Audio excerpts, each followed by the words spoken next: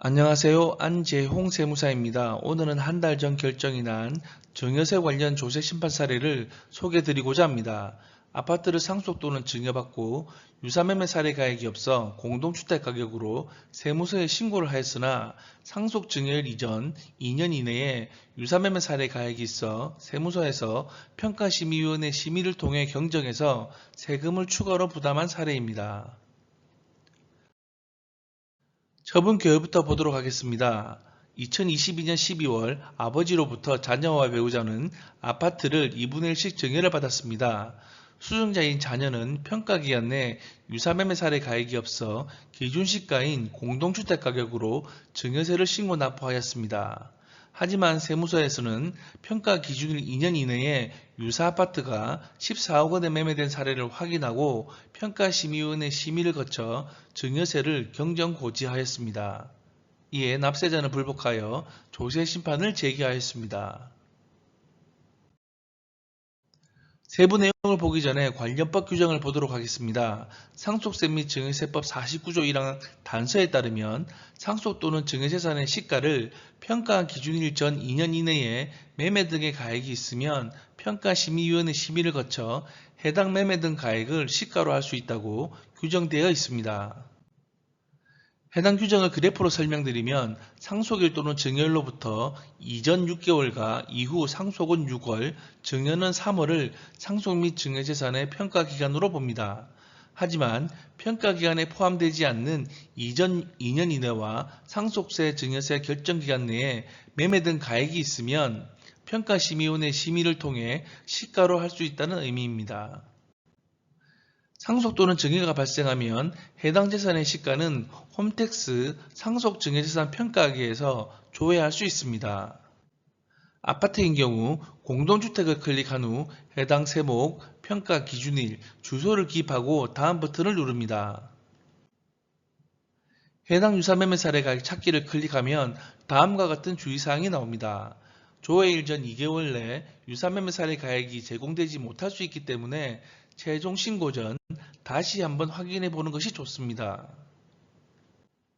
상속 증여받은 아파트를 조회하면 해당 화면처럼 조회가 가능합니다. 이 경우에는 상속 또는 증여세 신고기간, 평가기간 내에 유사매매 사례 가액이 존재하므로 기준시가, 즉 공동주택 가격으로 신고할 수 없고 유사매매 사례 가액인 12.5억 원으로 신고해야 합니다. 이 경우 현재 설명드리는 불복 사례와 같이 상속증여 평가기간 내 유사매매 사례 가액이 없기 때문에 기준시가 즉 공동주택가격으로 신고할 수 있으나 예외기간인 평가기간 외에 유사매매 사례 가액이 있음에 따라 세무서에서 평가심의위원회 심의를 거쳐 13.8억 원으로 경정될 수 있습니다. 조금 전 보여드렸던 사례를 기준으로 증여세를 추정해보면 다음과 같습니다. 기준 시가인 8.6억 원을 2분의 1씩 증여받으면 증여재산 가액은 4.3억 원이 됩니다. 증여재산 공제는 증여일 이전 10년 이내에 증여받은 적이 없으면 직계 존비속은 5천만 원, 며느리는 기타 친족으로 1천만 원이 공제됩니다. 증여세율은 과세표준 5억 원 이하는 20%이며 신고세 공제 3%를 적용받아 아들은 6,400만 원, 며느리는 7,100만 원 정도 부담하게 됩니다. 하지만 유사매매 사례 가액으로 경정되는 경우 증여재산 가액은 13.8억 원이 되며 자녀와 며느리는 각각 6.9억 원씩 증여받게 됩니다. 증여재산 공제를 적용 후 과세표준은 5억 원이 초과하게 됨에 따라 30% 한계세율이 적용되어 아들은 1.2억 원, 며느리는 1.4억 원 부담하게 되어 증여세는 이전보다 1.3억 원 증가하게 됩니다. 조세불복을 신청한 납세자의 주장에 대해 알아보도록 하겠습니다. 납세자는 증여일로부터 17개월 전에 매매 사례 가액을 시가로 보는 것은 부당하며 해당 사례는 구청에서 어린이집으로 사용하고자 매매한 것이니 특수한 거래로 보아 시가로 볼 수 없으며 해당 아파트는 주택가격 변동이 심하여 이전 가액을 유사매매 사례 가액으로 인정할 수 없다고 주장하였습니다.